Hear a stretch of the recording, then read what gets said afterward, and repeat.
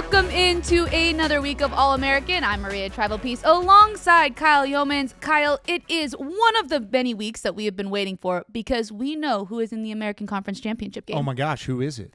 You don't know. It is. We're going to have to break the news right here. Let's do it. Army and Tulane. Are you surprised, excited? First thoughts? A little bit of everything. I am not surprised because these were two of the best teams in the American Conference all year long. Am I excited? Absolutely. This is a heavyweight bout, and I'm excited to not only preview this matchup over the next couple of weeks, but see how these teams lead into this game, because now they know they have clinched a spot, as you can very clearly see because of the social media graphics from the American Conference and, of course, the great social media team here with the league.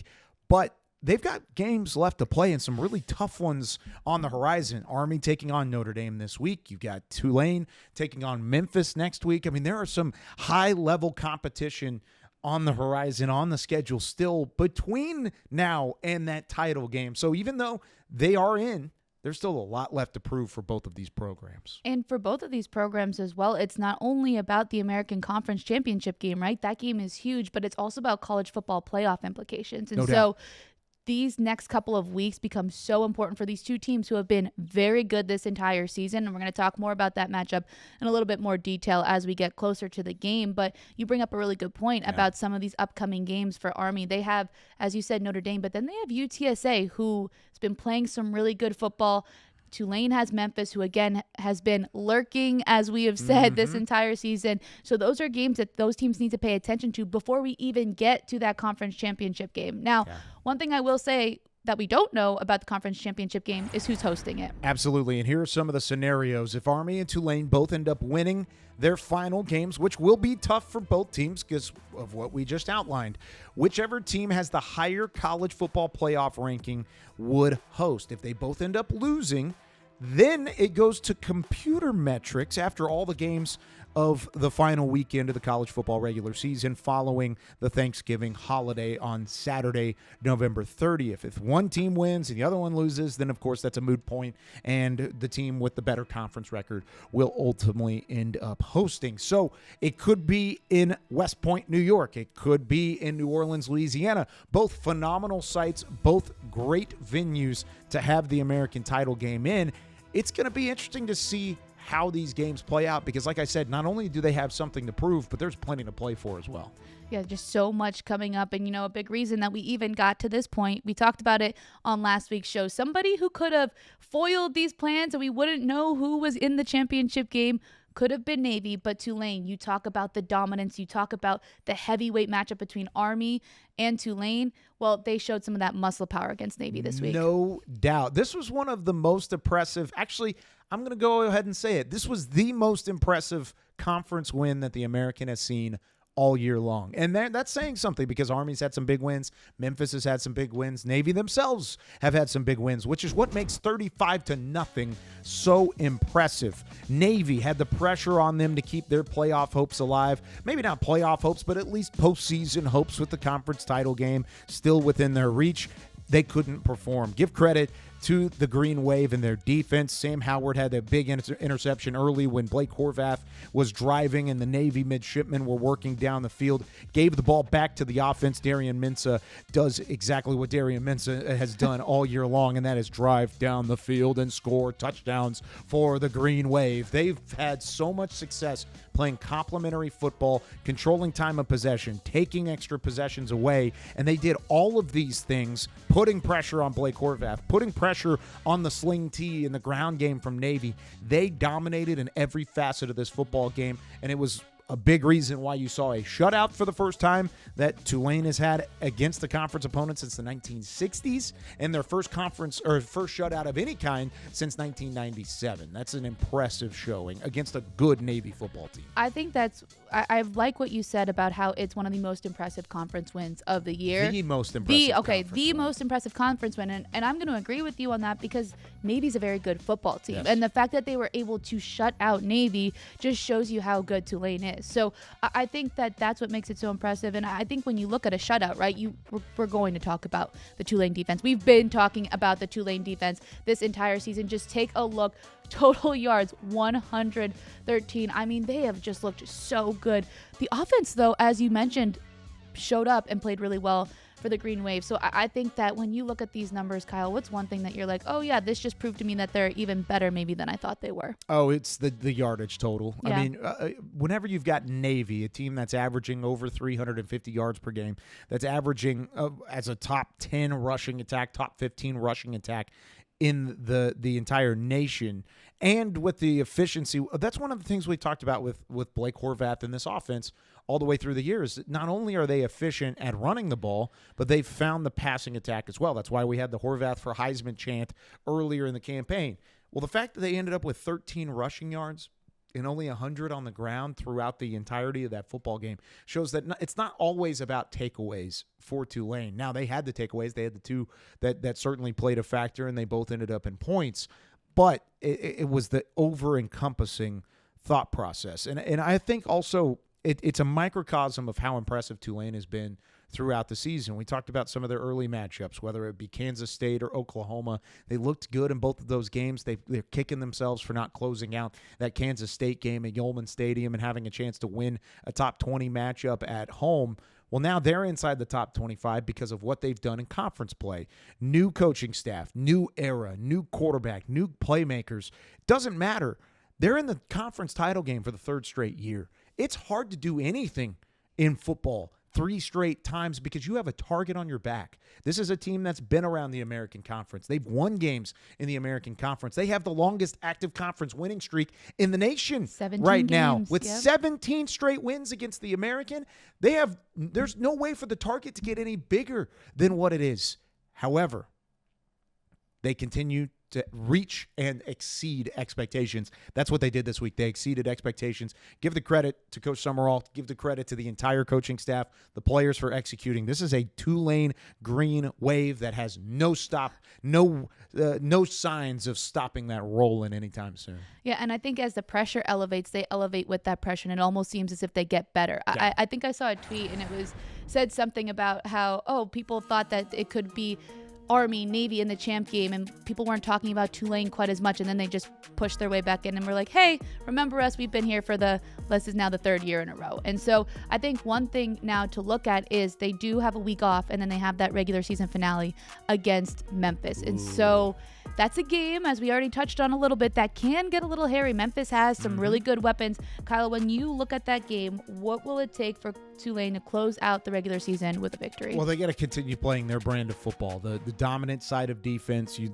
take a look at the 33 points per game that they're averaging in conference play so far, but really they got to take advantage of this bye week. And there's a lot of times whenever you do have momentum like the Green Wave do right now, and a bye week comes at the wrong time. It is possible for that to happen.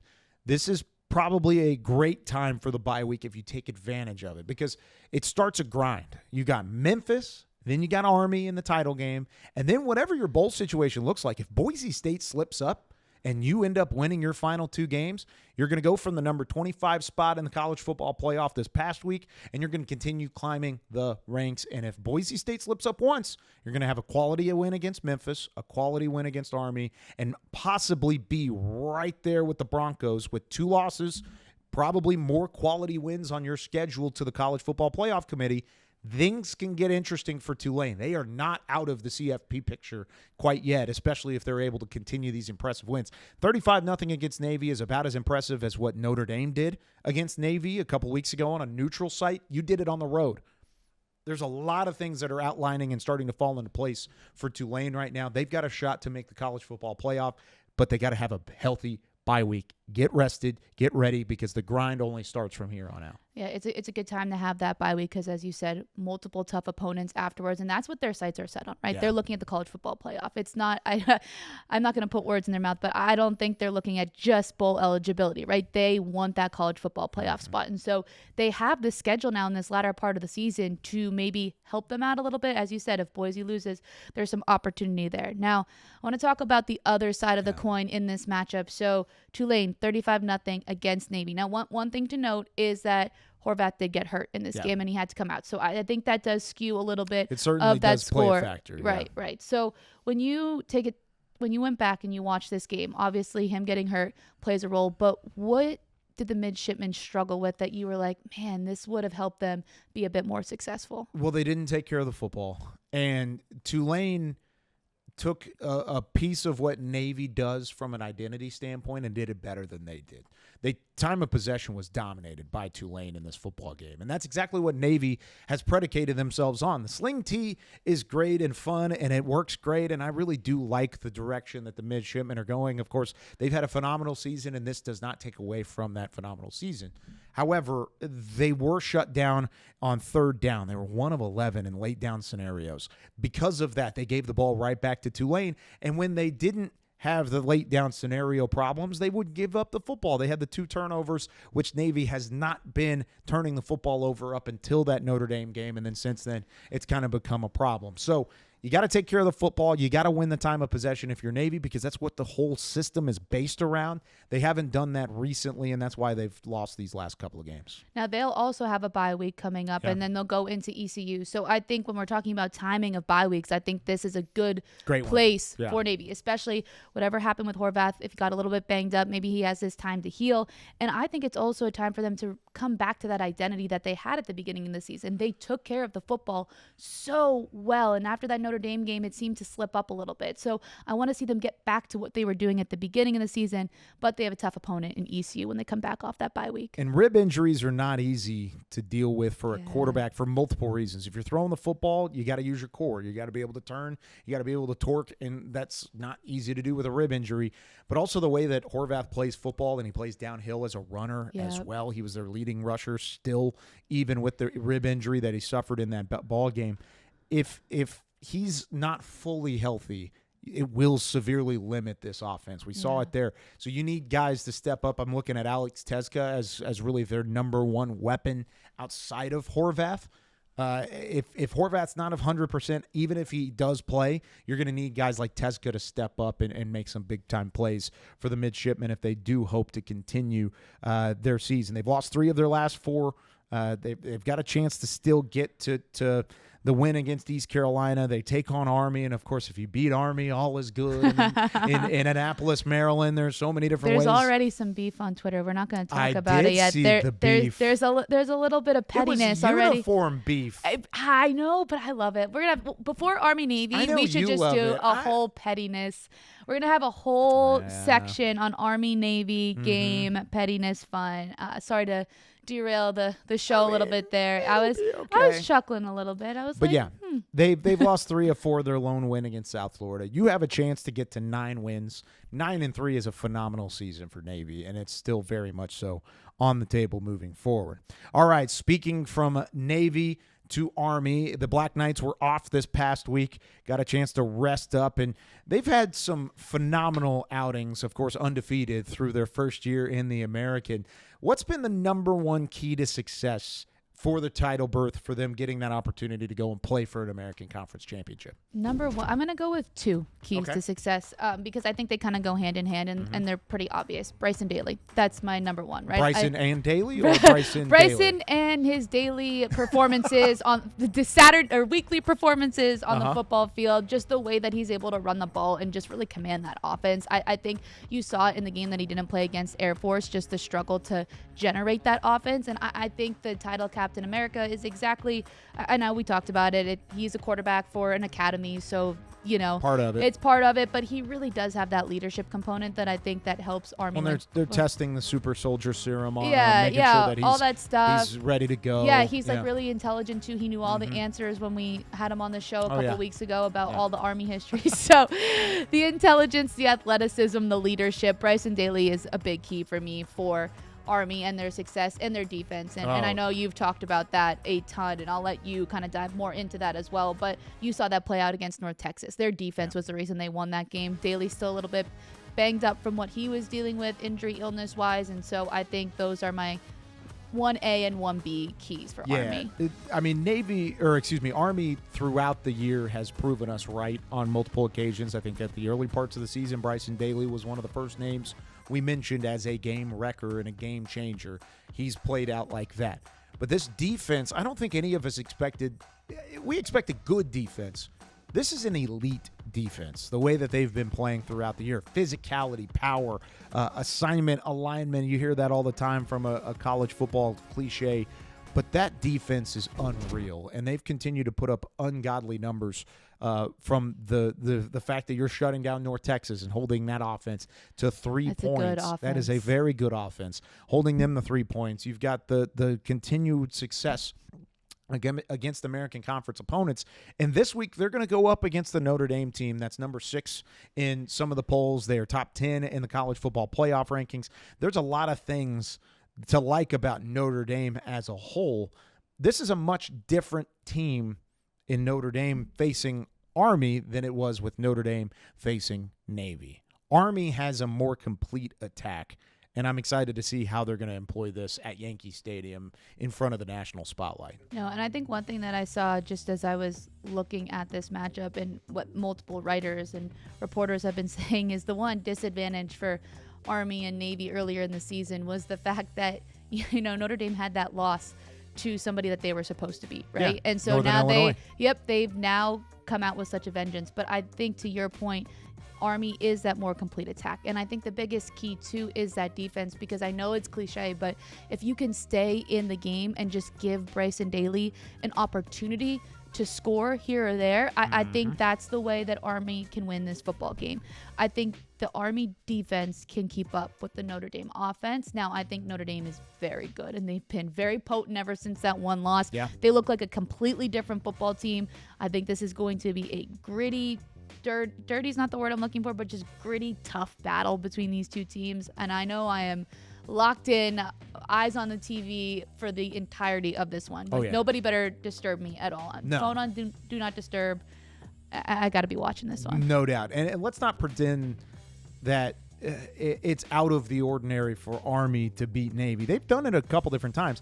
Now, it's been a minute since Army has beaten Notre Dame.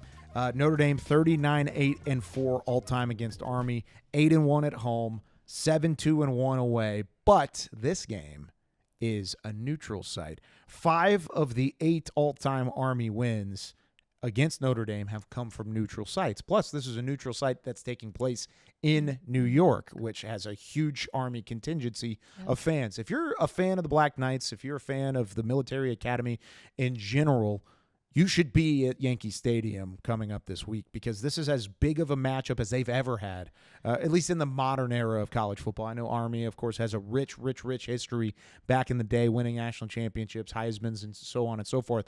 In terms of modern college football, this is as big of a meeting as Army has ever had against the top 10 team in Notre Dame, a chance with the college football playoff lurking, just like I talked about with with Tulane earlier in the campaign. They've got an opportunity to run the table here with a quality win against Notre Dame, a quality win against Tulane, a quality win against Navy. I know the college football rankings will come out before that, but if you have 2 quality wins and then Boise State slips up, you've got Army waiting in the wings, and they have certainly an opportunity to make the college football playoff. Yeah, and this is what I'm excited about for both of these American Conference teams that are in the championship game, is they have these schedules that can set themselves, like they kind of control their own destiny to a degree, right? If they win out, they put themselves in a position to at least be selected for that college football playoff. And so I think that's something that makes this conference so great, is the fact that there is a capability to find themselves in that spot. For Army, though, not totally easy with that matchup after Notre Dame, right? We have Notre Dame. That's a tough one. UTSA, who's been playing some really good football right now. Yeah, UTSA just coming off of their big win against North Texas this past week. They are starting to look like the team we anticipated going into the year. A team that was picked to finish second in the preseason poll, started off on a slow start. And there were times when even on this show we talked about how frustrating it was for UTSA to have the start that they did, losing 3 or 4 of their first 6 games. They were 2-4.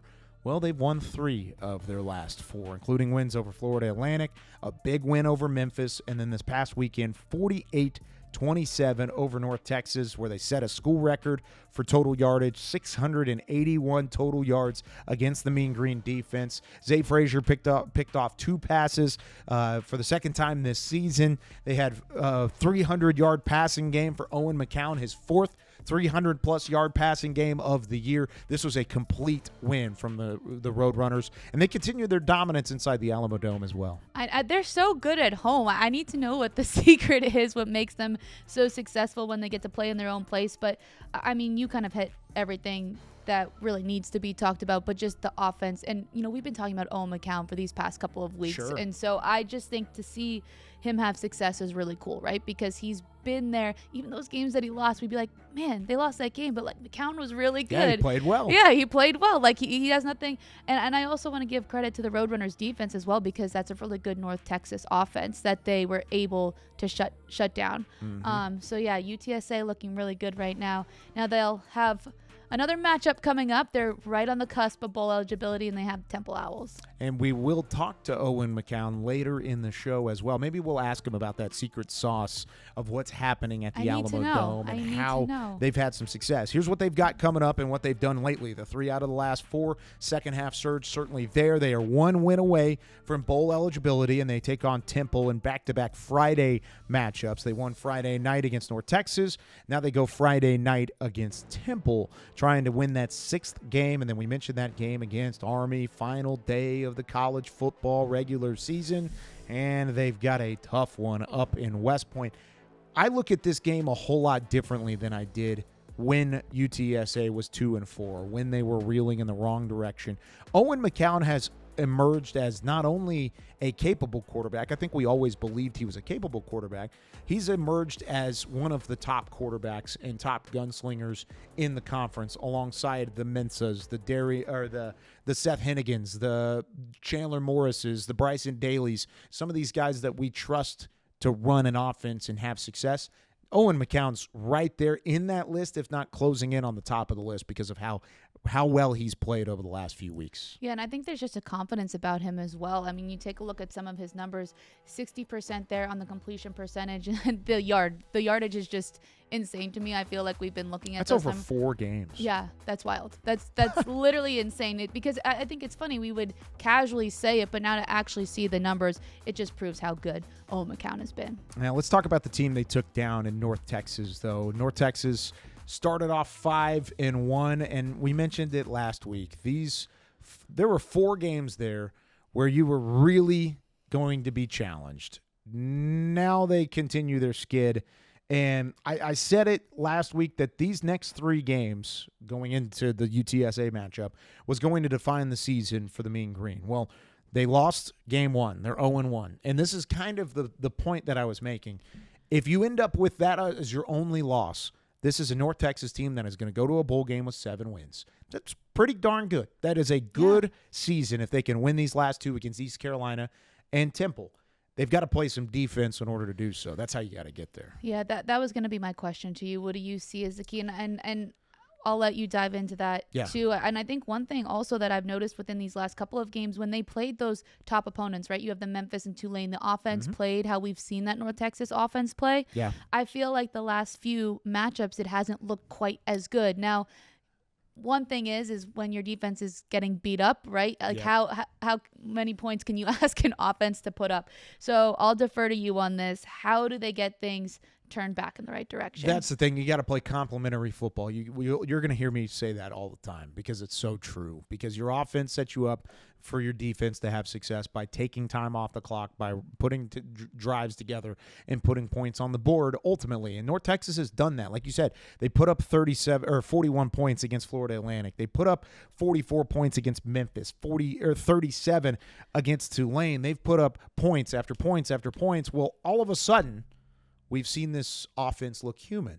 We've seen them slow down a little bit. Teams are starting to find a way to stop DT Sheffield, to stop Chandler Morris, to guard Shane Porter. Shane Porter had a great game, by the way. He ran the football effectively. It was really as good as the ground game has been for North Texas over the last few weeks. But it's just different. And if you're going to win these next couple of games and get to 7 wins, which is very possible for North Texas, and it's a great year, Would it be the elite year if you would have taken down UTSA and gotten the 8 wins? Probably not. Would it be better than losing 2 out of your last 3 and only ending up with the 6 wins and squeaking into a bowl game, just brushing by the final end of the year and getting into a bowl game? It's a little bit better than that. So there's still a lot on the line for Eric Morris here over these last 2 weeks, but you got to start with the defense. Now, I do want to say they did make a defensive coordinator change. Matt Capone is out as defensive coordinator. Brian Odom has been named the interim DC for the remainder of the 2024 season. This is a move that I think North Texas fans aren't necessarily surprised about. When you give up 681 yards of total offense, school record for UTSA on a Friday night, that's certainly bad, but that's not the only outlier. The only time they really have played well as a defense this year has been in their wins early in the campaign, and then, of course, against Army, where they only allowed 14 points. That seems like it was more of an exception and not the rule. They were a bottom 10 defense last year. They were the worst rushing attack defense in the country last year. They've got to be better on that side of the ball, and I think this was the first move to try and move in a different direction. And now this week they're going to be up against an offense that has been quite powerful. Yeah. Caton Hauser, the ECU Pirates. So as you look at that matchup, how does North Texas, stop that ECU offense, especially in a year where they've been struggling a little bit defensively? Yeah, and ECU can run the football too. I mean, we can talk about that matchup that they had against Tulsa as well. Overall, this is another game that has all the makings of being a shootout. You've got to score early and put ECU in a tough spot in order to have it happen. You fell behind big time, 14-0 against UTSA, went down and scored. What did you do after that? You gave up 10 more unanswered, and UTSA went up 24-7. So can't allow for that and play from behind. You got to get up and work up early against ECU. Yeah, well, we'll see how that plays out and if you'll be right about it. There is one thing, though, that I don't like to admit often, and that's that you are right about things. What was that? I said it once. I'm not going to say it again. Why not? But because we're gonna play the clip. Okay, let's play it. Well, let's play the clip. Let's go to the tape. The 3-4 start is not ideal, but they've got teams like Temple, Florida Atlantic, and Tulsa coming up. This team very easily could be 6-4 in a year where, of course, they're coming off of a 2-10 record last year. So you look at the way that they started this year, they've already elapsed that win total from what they had last year because they have the 3 wins. You drop a tough one against a really good Army team. You dropped one against Charlotte. I think that one hurt the most probably was the fact that you got blown out by an in-state rival like the Charlotte 49ers. But you have winnable games on the horizon that you can get back to a bowl game like you were in 2022, like you were in 2021. So Kyle was right. I'm saying it a second time. Thank you. He said that ECU could very well be 6-4, and they are sitting at 6-4 right now. Right after that clip, they did everything that Kyle said. So I have to admit, you seem to know a little bit about this American Conference football thing, Kyle. You don't have me come into this studio to say wrong things. You're not wrong That's in why, that aspect as well. Yeah, I've been wrong before, quite a bit actually. But yeah, this is one that I think going into that stretch, you saw it, and maybe that was the reason for the move. Maybe they had all the pieces. They had the firepower, the offense, playmakers on defense. They move on from Mike Houston. They give the reins to Blake Harrell, who has been there for 5 years. And maybe that was the turning point. Maybe these players saw an opportunity to turn their season around, and they took it. They took the wins against Temple, against Florida Atlantic, against Tulsa, and a chance to make a statement this week on the road against North Texas in the same right. Not only are you at 6-4 and you're going to go play in a bowl game, but like I said, you've got a 4-win turnaround from last year to this year, and you've got a chance to win your final 2 games. North Texas and Navy, both going to be tough matchups, but a way to make a statement and benchmark your program going into the offseason. And if you are able to do that, you've got 8 wins, which we just looked at that recent history from ECU. That is better than most of your recent history, and that's even before you go to a bowl game. Yeah, and I think that when you talk about Harrell as well, I think I like the way that he's brought energy to this team. I think the way that he approaches it, I was watching one of his press conferences, and he's just, I don't know how to explain it, but it's just like this, like gritty, like, I don't care how we figure out He's a ball coach. Yeah, like ball coach, exactly. Yeah. Like he just wants to win football games. Like he was so stoked about their win over Tulsa, which we'll talk a little bit about in just a minute. But he's just like, I don't really care how we figure out how to get in that W column, but we're going to do it. I don't care if it's messy. We're trying to be bowl eligible here. Let's do it. And they're on the path to be able to do that. Well, and that's exactly what they did on the road against Tulsa, midweek game. Chance, they were really the only real big game on television that night, so a ton of viewership between Tulsa and ECU. It wasn't pretty. You talk about gritty football, old ball coach, X's and O's. That's what it was. But even when the game was on the line late, even when there was a little back and forth, you see it here, 17-17 midway through the second half, you kind of still had that feeling, and I was sitting there watching this game. You had the feeling they were going to pull it out. You had a feeling that they had control of this game, and it starts on the ground.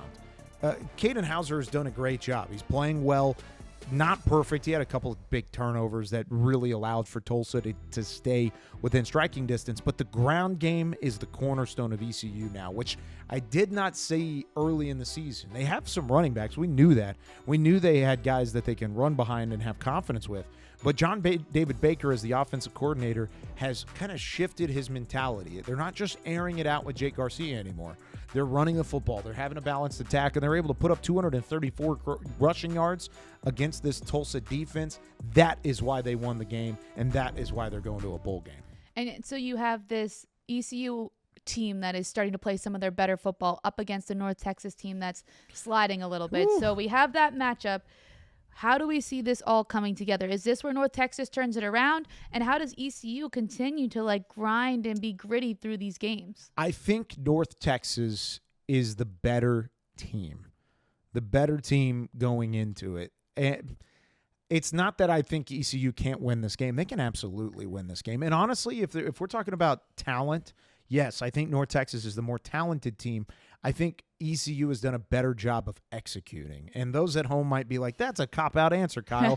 It probably is, because it's going to be Everybody tweet at him and tell him it's a Tell cop-out me it's answer. a cop-out We like answer. to troll Kyle. Let's Go see for it. But look at these numbers. I think the numbers are comparable. 500 yards per game on offense, 430 yards per game on offense for ECU. But the defense is where I think North Texas, execution-wise, just doesn't have the same level that ECU might. So I go back and forth. I think if I'm sitting here today, I would pick North Texas. We'll see what I do on the Saturday pick'ems coming up this week. But this is a big matchup for both teams. ECU, like I said, trying to benchmark where their program is, continue this 3-game win streak underneath Blake Harrell, continue winning football games. Whereas North Texas, you're trying to get off the schneid, trying to break the 4-game skid, get back to a bowl game, and make sure that you have everything at your disposal going into that final week of the regular season against Temple. So really, really fun matchup. Another fun matchup this past weekend, Memphis and UAB. Memphis, the battle of the bones. The bones are staying right where they belong, says the Memphis Tigers.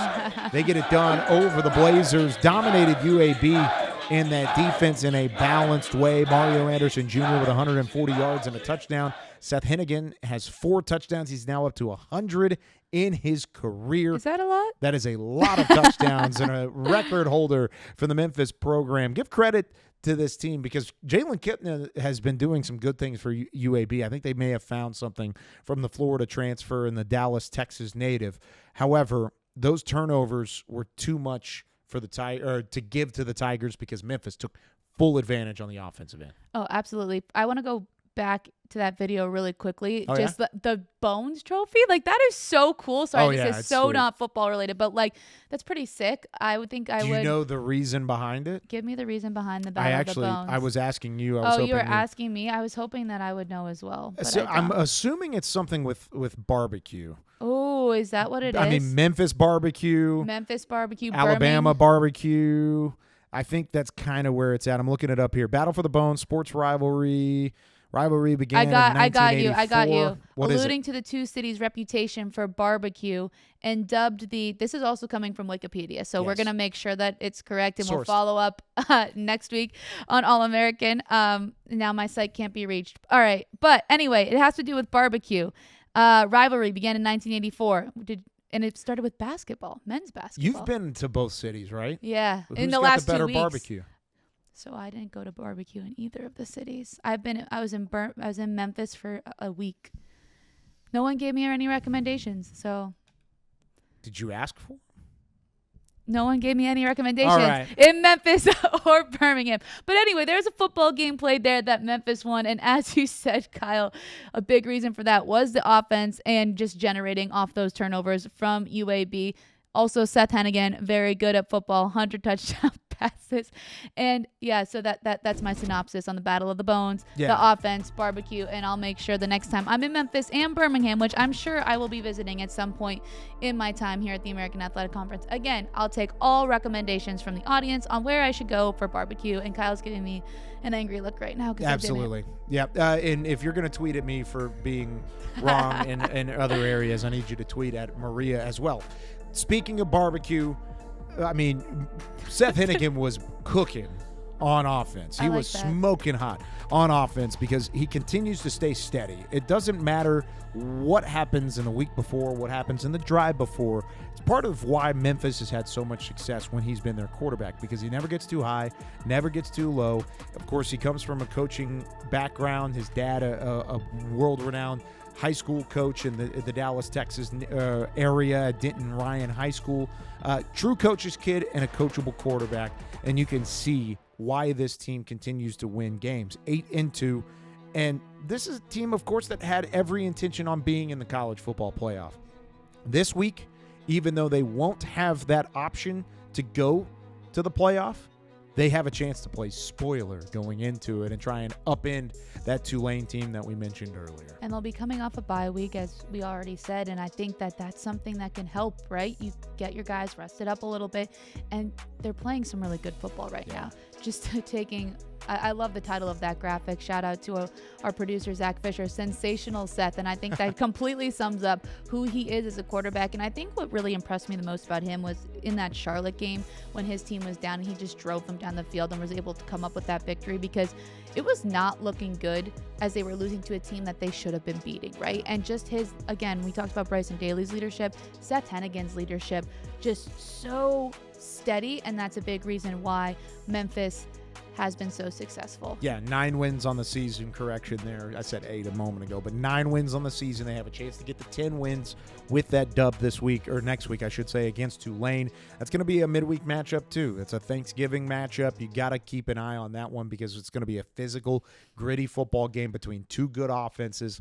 This is where the rubber meets the road for Memphis. They may not have the conference title game opportunity. They may not have the championship caliber that they thought they would going into the year, even though they've only dropped the 2 American matchups against UTSA and Navy.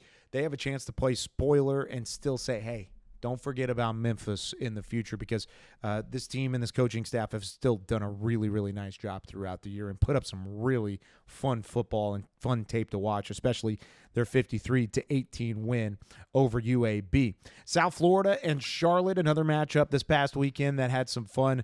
Looked like early Charlotte was going to run the football like we anticipated going into it. They're good at that. Through a pick. Archie throws a pick on the first pass play from scrimmage. Charlotte goes down scoring.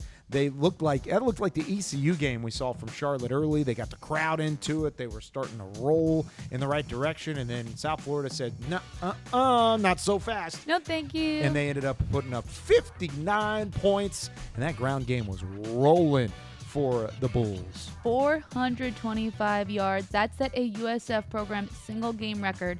And that marked the Bulls' third game of 300-plus yards on the ground this season. So talking about run game, we were looking at it on the Charlotte end of things. Yeah. South Florida said, hey, we're going to prove that we actually have a very good run game as well, and that was the difference in that one. Yeah, instead of being flustered early when Charlotte had the turnover and the score, they turned on the Jets. I liked what Keith did. I liked what Kelly Joyner did. He had 140 yards total. And with the way that the season started for USF, the way that and the injuries they've had to deal with as well. Byron Brown, who we talked about early in the year, they've turned it over to Archie in his absence to win 4 of 5 or 5 of 6 to get to a bowl game and in the season, and the way that they've at least set themselves up to go to back-to-back bowl games. That's a huge turnaround for South Florida, and I think they deserve a lot of credit for how they've kind of maneuvered the storm. They've won 3 of their last 4 right now. They have Tulsa this week, then Rice. 2 very winnable games. This could be a 7-5 Alex Golesh-led football team by the end of it, and if that's the case, you better watch out in bowl season because they won the Boca Raton Bowl last year. They could very well win another one this year. Yeah, and you hit the nail on the head there. It's just the way that they've adapted, right? When you lose your quarterback, it's tough, right? And I think the fact that like Bryce Archie has stepped in and just figured out what works for him, right? He had, I think it was 72 yards rushing in that game the other day, and just figuring out ways to set his teammates up for success. And so 1 win away from a bowl game. South Florida still doing things in the Bay. They have to get by Tulsa though first. Yeah, Tulsa's going to put up a fight. And I've said that all year long. Tulsa has had some close calls. Of course, they had the win and the comeback against UTSA. They had a 10-point loss against Temple. They've had the game against East Carolina where they took it all the way down to the wire. But they've also had games where they just have not executed. UAB being one of them, Army being another, Noth Texas being another. They've kind of been hit or miss. And, of course, they are trying to find some level of rhythm, some level of pride in the final 2 games of their season against South Florida and Florida Atlantic. Expect a big fight in that matchup, and it being on the road in Tampa. I expect this to be a closer game than people maybe anticipate. I'll agree with you 100% there. So lots of teams in action though this week. We love an action-packed week of American Conference football. Kyle, taking a look at those games, which ones are standing out to you? Well, we just talked about Tulsa and South Florida. I think that'll be a fun matchup. I'm really intrigued at East Carolina, Noth Texas. That's probably one of the more entertaining games of the weekend because I think both of those teams can get up and score, and I can't wait to see how that one turns out. But the game of the week is at 7 p.m. Eastern Time at Yankee Stadium in the Bronx. Army, Notre Dame, 2 top 25 teams, both teams with college football playoff implications on the line. It's basically a college football playoff stay alive game. If Army loses, their hopes are done for a playoff contention. If Notre Dame loses, that's their 2nd loss of the year, and they don't have the quality wins that you would anticipate. So I would say Notre Dame's playoff contention would be on the line if they fall in this Week 13 matchup. But Week 13 is loaded all the way through. Those are my games I'm looking forward to. I'd have to agree with you on those. I'm really agreeing with you a lot today. It's unfortunate. It is unfortunate. I said you were right, and I'm agreeing with you. I will say, looking at that Army-Notre Dame game as well, and I can give you food recommendations in the Bronx, everywhere. Okay. I'm a Fordham alum. What do you do? You got to go to Arthur Avenue in the Bronx, and there's an entire street of just Italian restaurants, like the most authentic Italian food you'll ever have. 10-minute subway ride from Yankee Stadium. So anyone going to that game, hit up Arthur Avenue, right by my alma mater, Fordham University. You know what else is a great food city? San Antonio. San Antonio is a great food city, and we've got one of the stars of San Antonio joining us now here on All-American. Donnell goes wide. Here's the blitz.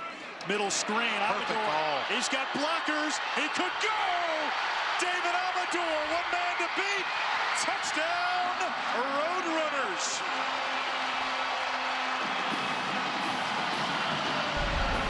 51 yards to the house off of the throw from Owen McCown. 29 of 43 passing, almost 400 yards, 2 passing touchdowns. And he joins us now here on All-American. Owen, thanks so much for taking some time with us and taking an opportunity to talk about this big-time win over in-state rival Noth Texas. You put up 48 points. You break a school record for total yardage. Talk about what went right for you guys at the Alamo Dome on Friday. Yeah, I just think it was execution, all across the board. It starts with, limiting turnovers and limiting, pre-snap penalties. And I think we did that really well. I mean, obviously, like you said, the breaking the yardage record, that comes with, executing our plays, and that's our standard. Now, we've talked about multiple times on this podcast recently is your production and the yardage. It's always better whenever you can pair the yardage, of course, with finishing drives, which you guys were able to do, but also with wins against in-state rivals because of a number of different reasons, but mostly is to keep your season and your hunt for bowl eligibility alive. I mean, how big of a win was that for you guys to take down the Mean Green? Yeah, it was huge. We knew, coming in, they actually have a really good offense statistically. So we knew, obviously we believe in our defense and they played a heck of a game. Obviously, coming into it, we thought, like I said, we had to execute really well. So I thought we did. Obviously, I threw the one interception and then the defense actually held North Texas to 0 points on that drive. So it was a team game and that really showed they played their butts off.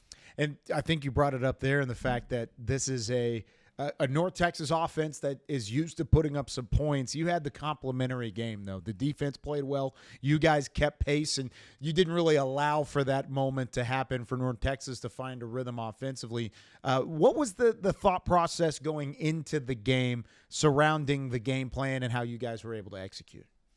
Yeah, it was, like I said, being ready to answer the bell. If they score, being ready to, go back and execute. I think it happened a little bit actually in previous week with Memphis. They came out the gate executing well on offense and we matched them right back. So kind of that same mentality heading into North Texas. But like I said, I thought our defense really played an amazing game, holding them to limited amount of points and numbers statistically. So really all credit to them. You mentioned that defense, but you also had some help on offense as well. Robert Henry Jr. was incredible. Can you talk to me a little bit about what made him so good and how he helped you guys come away with that victory? Yeah, I think, really all week, a cornerstone of our program is being able to run the football. And I don't think, we've done that to our level, our standard this year. So it's just been really preached upon every practice is, being able to get that run game going. And we finally did this game. And obviously, it opens up the pass game and everything else. So really getting the run game going, I thought, really opened up everything else for our offense. One thing that has really stood out about your team is your ability to win games at home. So what is that atmosphere like, and what makes you guys just love being in your home stadium? Yeah, I don't know. That's a pretty common question asked, to really all of us. But I don't know what that one thing is. We just come out with a lot of energy, led by a great group of seniors, and obviously we execute really well. So I'm not sure what that one thing is, but hopefully we keep it going. I want to take a broad look at this season, Owen, because truth be the matter, early in the year, you guys weren't executing the way that you anticipated. You came in with high expectations. I'm sure you guys had the highest of expectations for the program. What's it been like the last few weeks? You've won 3 out of your last 4. You've played well throughout. Getting back on track is not I feel like that's an understatement. You guys are playing at the level you anticipated. How nice is it to get back to that brand of football that UTSA has been used to? Right. Yeah. No, I think it's a great testament to our program for us to, preseason, for us to have the expectation we did, obviously to win conference, and then for it not to, start out the way it did or start out the way we wanted early on. It really showed, like I said, testament to our program and responding. We didn't blink one bit when we lost some heartbreaking games, Rice, Tulsa. So I think it's a credit really to our seniors and their leadership, and I think it fed off through the whole team and. Being able to respond like we did, was everything for our program. Yeah, the 3 combined losses, or the 3 losses in conference play, rather, combined by a total of 13 points. So it's been tight all the way through. What's the number one lesson that you yourself have learned throughout the season that's helped you become a better quarterback and a better leader? Yeah, I think every play matters. I think, like you're seeing the highlights in Tulsa game, there were early moments in that game. We had a second and 1, we didn't execute, third and 1, we didn't execute, and fourth and 1, we didn't execute. And that's, we were up obviously big at halftime, but, not getting points in that drive, came back to the end of the game to bite us. So I think it was just little things learning like that. Also learning, no negative plays, zero is okay, meaning throwing the ball away. So just, being smarter, in and outside the pocket, and really just trying to help our offense execute. You talk about the execution on your part and the offense as well. Now, you guys are getting very close to becoming bowl eligible. So what is it going to take for UTSA to get that victory to be able to play in a bowl game? Yeah, obviously, playing against a great opponent in Temple, I think, they're a lot better than what the record says. They have a really good defense. So I think, what it'll take is just, great days of practice. So, like I said earlier, it'll be led by a great, a group of seniors on senior night, so they'll be, emotional with a lot of energy. So we just have to feed off them. But we'll definitely have our hands full. Oh, and you've got plenty of great football ahead of you, still an underclassman in your sophomore year. What's your biggest goal to finish out the season going to be, and then also going into another offseason and playing at a high level? Yeah, I just think, a big term, we use, as quarterbacks and really throughout our program is having a growth mindset. And that's just, learning to get better each day, every week. So I think keeping that same trajectory, every week and every day. So. Yeah, I can't say trajectory either, really. Yeah. I'm right there with you. A lot of consonants and the vowels come too close. Yeah, too much for me, for sure. All right, so we've talked a lot of football. I know you're a huge football guy, a lot of X's and O's, but you're in a great food city, one of my favorite food cities in San Antonio. So I want you to tell me, where is your number one go-to stop for grub down in San Antonio, whether it's on campus, off campus, doesn't matter, your number one stop. It could be your kitchen. I don't even care. But what is it? Yeah. Man, there's so many options. I'm not the biggest, I need to go out there and find, the hidden food place in San Antonio. I need to go do that. So I probably will this off season, but I'm pretty, simple. I'd probably say, we like to go to Papados. Okay. Me and the guys go there, Papados, Papacitos, any of those. So, like I said, I need to go find more places and that stuff. But yeah, probably say those two. You got to hit the river walk. You got to go walk and get some Tex-Mex back and forth. I know San Antonio's a thing with Tex-Mex and the soda Big Red. I know there's like a thing with that overall. So lots of things to look forward to, Owen, but we are looking forward to seeing you close out the season on a high note. We appreciate you taking some time here on All-American. Always great hearing from Owen McCown with UTSA. And, of course, he sounds like a professional. It's almost like his dad played in the NFL for like a decade or plus and whatnot in the past. He speaks very highly of the direction that UTSA is going. And, of course, they're just one win away from bowl eligibility as well. Yeah, something like that, some notoriety in that family background. But we have another guest actually in studio with us today, Kyle, somebody that you all might recognize. It is the commissioner of the American Athletic Conference, Tim Pernetti. Tim, thank you so much for joining All-American today. Great to be here with you guys. See, and here's the thing. We've put you over. You are in studio. You are here. I can see you guys. Yeah, we're right across the way. But here's the thing, Tim, is you are a busy man. You are all the way across the country. It is the American Conference, and they certainly utilize you in the American way going around the country. I mean, talk about these first couple of opportunities you've had over the last few months, the last year of being the commissioner of the American and kind of taking this league to the next level. Well, it's not been dull. I can tell you that much. It's been a lot of running around, Kyle, like you said, but I have to tell you, it's been beyond fun and enjoyable, to be part of it. Certainly it's a space that has its challenges, but it takes me back to the brief period of time I worked on a campus. So, my college experience playing football at Rutgers, I got to go back there as athletic director in the late first 10 years of 2009, I think I was around. Mm-hmm. And it was such a hard job. AD jobs are hard to begin with, but I was an AD in New Jersey with, take the politics in any AD job, multiply them by 10,000. But the thing that gets you through and the thing that's really I'm reconnecting with is being in the presence of young people, being at a time in their lives where they're thinking about the future, where they're being challenged by everything in front of them. And quite frankly, I told some student athletes at Temple this just the other day. You don't realize this now, but you're being conditioned in a different way for your future.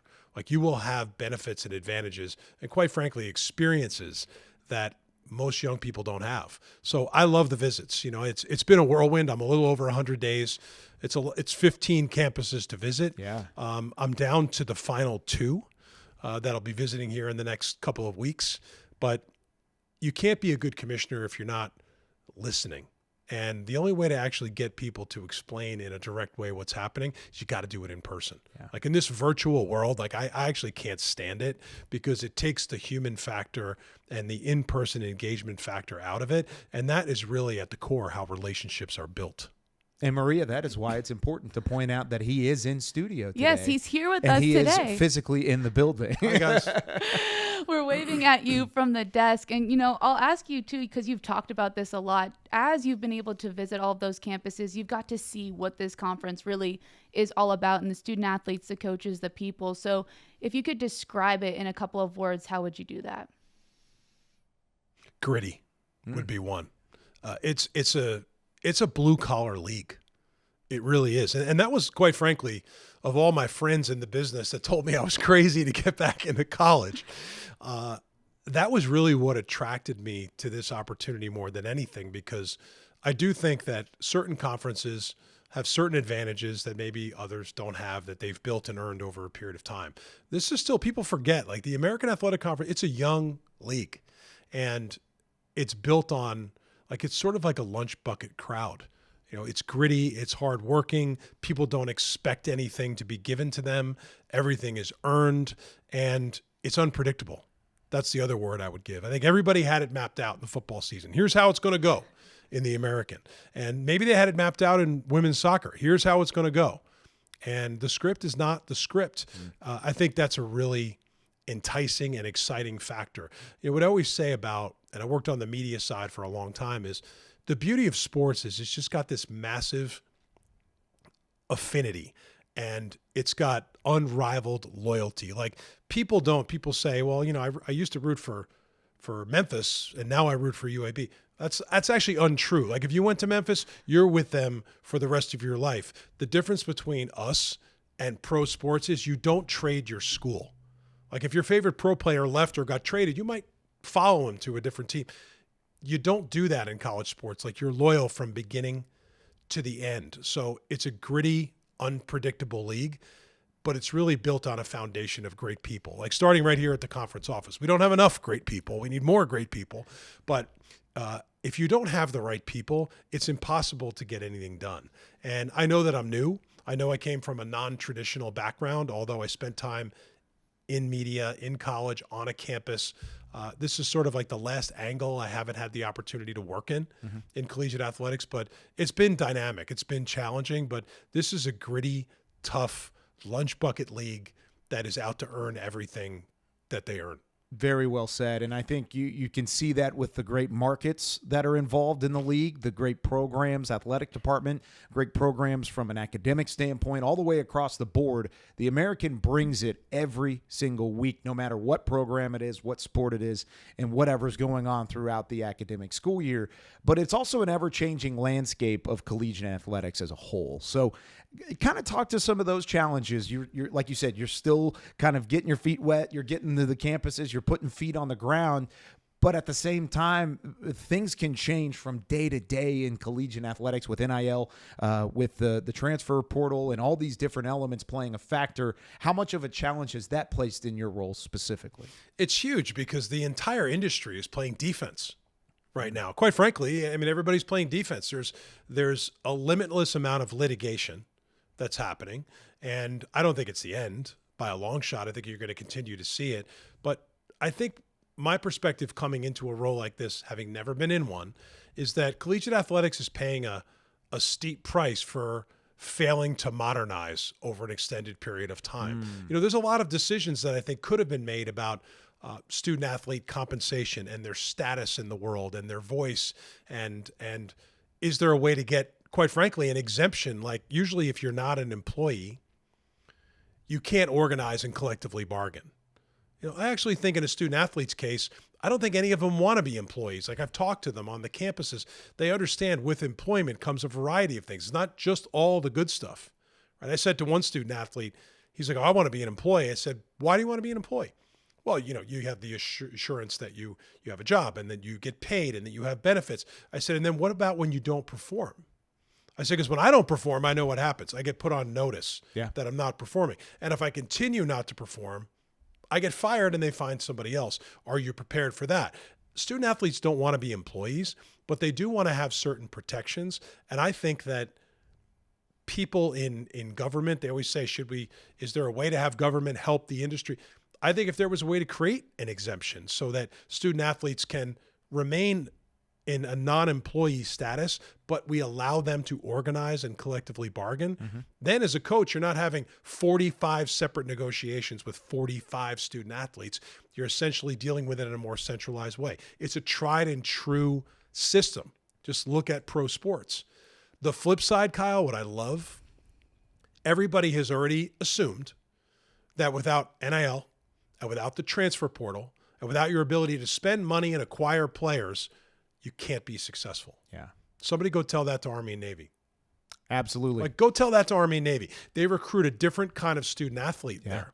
And what they have shown is there are more ways to be successful and to build your program than just what the next hot, sexy thing or whatever way the puck is going is turning out to be. And I think that's been a tremendous story, not just for, selfishly for our conference, for the American in their first year, Army, and the success that Navy is having and the competition it's created in our conference. But beyond that, it's a great story for collegiate athletics because at its foundation, like I know what I signed up for when I went to Rutgers, education through sport. Right? At the foundation, it's still there. And by the way, Army kids, I played against Army student athletes and Navy kids in college. They're different. Like when they make a decision, they make a life decision. They're not making a 4-year decision to play college football. They're making a decision to be part of something forever.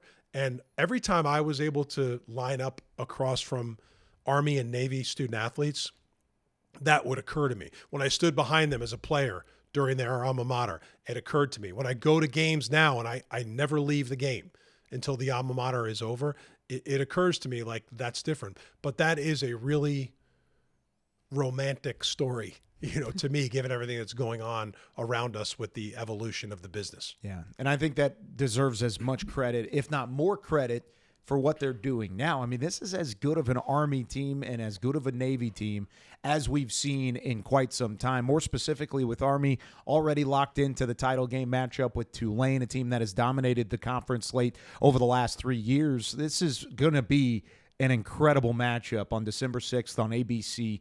American Athletic Conference title game. That's a juggernaut combo between Tulane and Army. Can you talk to really the excitement around that matchup and really the fanfare that's going to take place on a Friday night with the entire nation watching? You sound like you're ready to play in it. I would love to go first off, and I would love to play in it too. I think it'd be awesome. Listen, just to tell you that you're not crazy, my wife will tell you this. Like she's been able to come around with me to a bunch of games, and we were on the field at Navy Tulane during warm-ups, and we were just sort of in the middle of the field talking to Coach Summerall, me, my wife, and my son, Max.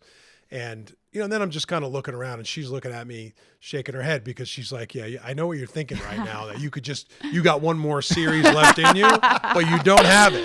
Like you sure about that? The brain says yes. The brain says yes. I think my body would hate me for the rest of my life. You would take one snap, you'd be sore for the next week, right? Yeah, but and she wouldn't feel bad for you either. She'd not at be all. Like, look, I told you so. Not at all. Yeah. But it is what's great about having a collegiate athletics experience because every football student athlete and everybody that was on my team, like you dreaded training camp.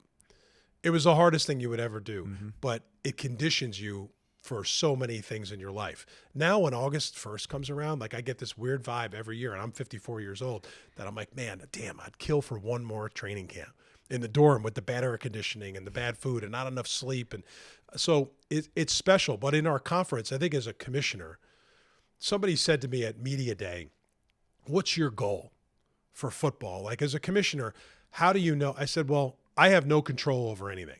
I'm not calling a play. I'm not running a play. I'm not participating in a game. But as a commissioner, when you get to November and you have multiple institutions in the national conversation, you feel good about where you are. And this is not just about Army and Navy. Army and Navy are two of the few national brands left in collegiate athletics. And we're proud and lucky to have them in our conference and to capitalize on all that exposure and all that success. But if you look at what Tulane has done and what Coach Summerall's done, if you look at Memphis and what they've done, and if you look at other programs that are on the rise and what Coach Traylor's doing and Coach Golish is doing, and I know we've had a lot of transition with coaches just in the last 10 days, but success is built on people. Like it's not so much about, sure, the ball's going to bounce this way, this is going to happen, things are out of your control, but you got to have the right people. And the places that we're talking about in football, Coach Newberry at Navy, Coach Monken at Army, like these are different guys. They're just different because in a place like that, you don't have access to the type of talent that everybody else does based on how you're set up. No transfer portal, no NIL, arguably probably the best AD jobs on the planet right now. But what John Summerall's done to continue the growth and the success they're having at Tulane, what Ryan Silverfield's doing at Memphis in a challenging environment, what Traylor and Golish and all these other coaches are building in our conference. I don't think anybody realizes how hard this thing is, but we're excited to be in the national conversation. 3 institutions in the coaches poll, 2 in the CFP rankings, and then we'll see how this week plays out. I think we're really well positioned for what will be an exciting postseason, and moving the game to Friday night to be on ABC, unopposed on national television. Like, we're going to have the audience and have the stage, and I think the 2 teams, Tulane and Army, are going to put on a hell of a show. Yeah, I'm certainly excited for that matchup. And I think you just talked a lot about the people, not only in football, but across this entire conference. I want to touch one more question on football before we go to some of those other sports as well. But that game on a Friday night, Tulane and Army, what is your cry to the people? Why should they tune in? I think it's going to be a single moment, an illustration of all those characteristics of this conference. The grit. Like, you won't meet 2 more down-to-earth individuals. And remember, coaches these days have become like massive public figures. Some see themselves as like CEO types. They're in their own endorsement deals. They're in large contracts, and they're getting paid premiums. But sometimes I think the visibility and the success of that can get you distracted from maybe who you really are. You will not meet 2 more grounded individuals focused on the right things that are great leaders than John Summerall and Jeff Monken. You just won't. And I've spent time with both of them. They're a microcosm of the type of coaching talent that we have in this conference. So why should people tune in? Why should people actually be there physically? It's going to be a great showcase of what has been just a 14-week knuckle fight in this league. And that's what really we love about it, which is you don't know what's going to happen. It's unpredictable, but everybody on each side of the ball is scratching and fighting to try to get the result they're going to get. You'll see a Tulane team that is different in how they run their program and their system and their talent and how they run their offense, what they do on defense. And then Army, who does it different than anybody else. Like, it's going to be a great example of 2 totally opposite systems coming head to head to see who's going to take home the hardware. I love how you put that, because it is a rock fight. And these are 2 teams that haven't seen each other yet, by the way, which it's not a rematch like you'll see in some of the other conferences around the league. But I'm also interested because they're 2 of the more physical teams we've seen all year long. We said that in week 1, and that's continued all the way up through now week 12 going into week 13. Now, before we let you go, I want to talk about some of these other sports as well. Basketball already getting started. We've got to see some of these other championships now in the books for 2024, moving into the winter and the spring sports of 2025. There's a lot of excitement off of the gridiron. What are you looking forward to the most as we get into those other sports? Handing out trophies. Oh, yeah. Really, Yes. it's one of the most – I've only been in this job 5.5 months. But when I was getting interviewed, one of the things I felt like was really important to the presidents and the membership, and I knew a lot of the ADs in the league just from my travels through the business, was being present, commissioner being present. And I know what that means. And like, I don't need to be accommodated to or catered. Like, I'm really low maintenance. And when I come to town, people are like, what do you need? I'm like, I don't need anything. Just tell me where to be and when, and I'll be there. But a good example was I got the job in April. I didn't start until June. And in May, I flew to Vanderbilt and went to the women's lacrosse championship to hand out the trophy. And what I learned from being there was it was actually meaningful to coaches. It was meaningful to kids. A lot of parents that I saw in the airport that night on the way home stopped me to thank me for coming, including some on the losing side. But what I know from student athletes in all of our sports is they're not thinking about where their sport falls in the hierarchy. Like, they chose a school in our conference because they're sure they're going to have the best experience they can have at that school. And I want championships to feel like championships. And certainly you're going to see every commissioner in FBS handing off a football trophy in the next couple of weeks. I don't think you see a lot of them at Olympic sports championships. And I did lacrosse. I was out at women's soccer a couple of weeks ago, which was an incredible tournament with an incredible story in East Carolina who turned an upset everybody didn't think was possible. And it was special to be able to recognize the young ladies on both Memphis and ECU and hand out that trophy and see the excitement. Like, what I know for sure is ECU women's soccer program wasn't spending a whole lot of time that day thinking about where they fall in the hierarchy. They were thinking about winning a championship and taking home the trophy. I mean, they even asked if we could cut down the bracket banner so they could drape themselves in it when they got on the plane to go home. And I was like, I remember saying, who's got clippers? We get John Gilbert and the AD and I actually cut the thing down for them. But we have thousands of talented student athletes, and it's not any less of a knuckle fight in women's soccer than it is in basketball, than it is in lacrosse, baseball. I mean, you name it, everybody is going to battle.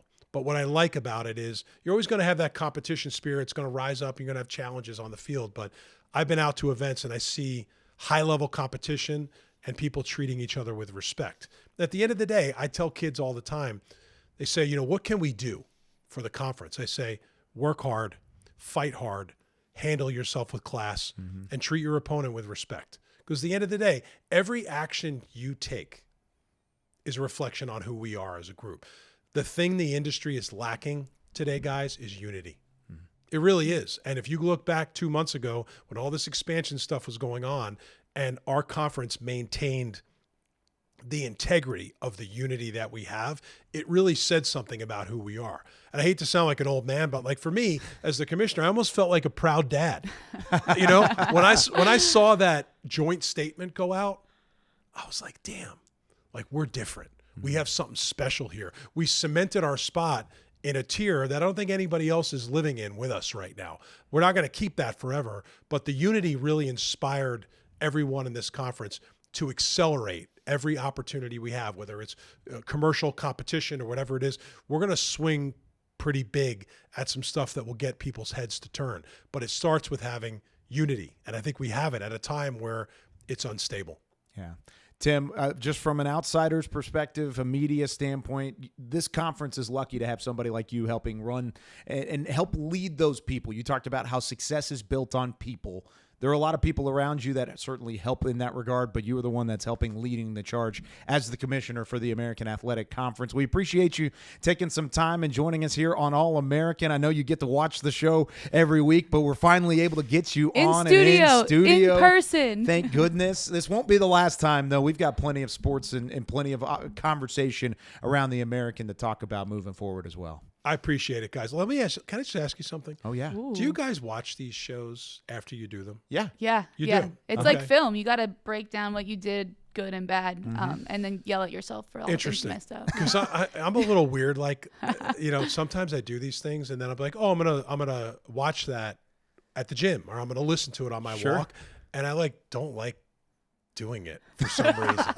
But you know, it's also not my profession. It's your guys' profession. So I get the whole, you got to look at it like it's film, but I'm assuming with all the experts we have at the conference that this is going to look really sharp when it's produced. Oh, super sharp. Yeah. Yeah. Unbelievable. We got you covered. Don't worry about it. Zach Fisher needs a raise, just so you know. And Sounds Chris good. Gray, I know he was just hired, but he just needs a started. raise. You're asking me for a raise already? Slow down for a second. Sorry, guys. Like I said, outside standpoint. Tim, thanks so much. We'll talk to you soon. I appreciate it, guys. Thank you. Commissioner Tim Pernetti, he's great, isn't he? Oh, awesome stuff. And of course, as he's walking out of the studio, I love hearing his element of it, because he did say it there. He's touched a little bit of everything in terms of collegiate athletics. He's been on the media side. He's been on the coaching side. He's been on the playing side. He's been on the admin side, and now he's the commissioner of a conference. And I meant what I said. This is a conference and a league that is lucky to have him as a leader. And it's something that I think is going to continue pushing them into the future in the right way, the American way, if you want to call it that, for Tim Pernetti. But he's the right man for the job, and I loved hearing his insight there. Well, I think even as a former student athlete, it's somebody that experienced what you experienced, right? Absolutely. So when you have somebody in charge like that, it's awesome, because you're like, oh, they know how I feel. They have a different perspective and voice bringing bringing it to the conference. And so I think that's something that's, as you said, a really good leader for the American. And again, talking about all of the different sports across the American Athletic Conference, not just football. We have basketball, softball. That's one he didn't mention. I was going to call him out about that. You know, it's a little next time. But anyway, all of the sports in the American Athletic Conference. And we have a couple of those sports featured this week on Top Plays. Let's get to it. We have basketball. Basketball season is back, Kyle. I love me some basketball, especially this one. We have Wichita State. Wait for it. Time is running down. Pull up from half court. At the buzzer. Oh, my goodness. That was Taylor Jamison. That's some Steph Curry range right there. Steph Curry wishes he had that range. What are you talking about? That was Caitlin Clark range. Sorry. Exactly. There you go. There you go. Wichita State, welcome back to collegiate basketball season. Hoops is back. That is a hoop from half court. I love it. Dorothy, you're not in Kansas anymore. You're in Wichita getting the half court shot. I love it. So we can only talk about the whole encompassing of sports, of course, when you've got a guy like Sam Howard playing the way that he's been on the Tulane side of things. This defense has been nasty this season, and he has the interception against Blake Horvath and the Navy midshipmen. This was early in the game. Navy was driving into enemy territory, tied at 0, tipped around, got a little help, and Howard helped secure the rock. That helped the opening scoring drive for Tulane. They go down, put points on the board, and they didn't stop from there. 35-0. They blank the midshipmen. First shutout for Tulane against a conference opponent in 60-plus years. I think that started to turn that game around a little bit too, which we talked about earlier in the show. But, if we're giving love to some defense, I think we have to give some love to the offense as well. So let's take a look at this play right here, Kyle. Cooper Laga looking for somebody. Oh, he finds his teammate, Joseph Williams. Oh, my goodness. How about the elevation on that jump right there? Well, and Williams was named Honorable Mention Offensive Player of the Week in the American Conference for a reason. He goes off in this game. Unfortunately, Tulsa ends up on the losing side of it, but I really loved Williams. We've been talking about some of these receivers, Benjamin for Tulsa, Laga as the quarterback throwing the football to these guys. Joseph Williams doesn't get enough credit for what he's been doing with the Golden Hurricane. He's a legitimate target, and he showed it there. Going up over the top, says, give me them cookies at the top of the cookie jar, getting it on the sideline, and then he takes it to the house. I mean, if there were cookies at the top of the cookie jar, I would have jumped that high as well. I probably would have. Yeah. And if there's brownies in there too, definitely would have taken some of those as well. I'm more of a cookie guy, but those are cookies for Joseph Williams. All right, moving back to the soccer pitch. It's only best that we talk about some championship love. Tim Pernetti was talking about this earlier. Charlotte, golden goal against FIU. Charlotte gets it done in overtime. The 49ers keep on digging. Moving on in the, of course, overarching postseason of the soccer championships. This one, phenomenal. Goal is good, and it is golden at the same time. It's only right. Gold, 49ers, golden goal. Digging for gold, digging for the golden goal. That was Brigham Pickaxe, Larson. All the puns today, right? Absolutely. There's nothing punny now about our number one play because this is just completely self-explanatory. Let's watch this one. The Jordan Riley slam jam, whatever you want to call it, Kyle. Anyway, it was insane. Watch it again from a million different angles. Oh, my gosh. I love this. Coach Schwartz, of course, I've gotten to know him over the last couple of years. He is a X's and O's, not a very emotional on the sideline sort of guy. He's very straightforward, very focused. Even he had a reaction to the slam from Jordan Riley. That is a nasty dunk and nasty stuff from the Pirates. I love it. Oh, my goodness. Oh, my goodness has been my go-to because I keep rewatching this back. There's just so much emotion in this play. It made SportsCenter top plays well-deserving as well. It's one of the ones where you're sitting back and you're watching it, and everybody, doesn't matter where you're sitting in your chair. If you're up here on the chair and you're kind of sitting here and you sit back and you take. See, I take jump that up. moment. I'm more of like I'm not gonna jump up, but you're going back. Yeah, I'm using up. the wingspan. I'm taking the whole studio out with me if I'm watching that live with Riley and the dunk. Yeah, I worth think the top spot, no doubt. Absolutely.